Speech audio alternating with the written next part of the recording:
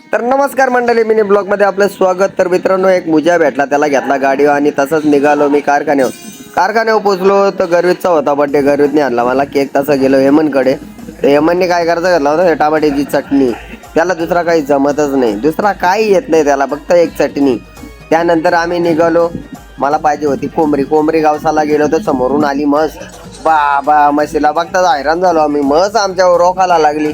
आम्ही तिच्यागण बघत तर म्हशीगण बघत सारलांब्याला पोचलो. सारलांब्याला बघता होता का, अक्षरशः ग्रामपंचायतने पाण्याची टँकर पाठवली होती. सगळ्या बाया पाणी भरायला बी लागल्या होत्या.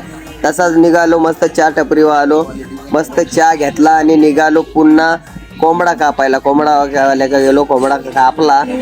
तर समोरून आला एक मुजाच्या हातात होती छत्री. त्याच्या पॅन्टच्या खिशात काय होतं ते काय आम्हाला काय समजलं नाही. बघता त्याने खिशात हात घातला, खिशातल्या काढला. बोलतो आणलं पॉपकॉर्न. आता पॉपकॉर्न बनवेल कोण, तर तेव्हा गेला विकीकडे. विकीच्या हातात दिलं पॉपकॉर्न बनवायला आणि स्वतः त्याच्या मागं गेला ना, स्वतःनीच पॉपकॉर्न बनवलं. काय आला मोकारने ती डोंगा करायची, करता येत आहे पण दुसऱ्याला सांगायचं. मस्त पॉपकॉर्न बनवलं, खाल्ल्याने तसंच पण उतानं भरलं जगलं. तर भेटूया असेच एक नवीन ब्लॉग मध्ये. तर आपल्या चॅनलला सबस्क्राईब केलेलं नसेल तर सबस्क्राईब करायला विसरू नका. भेटूया.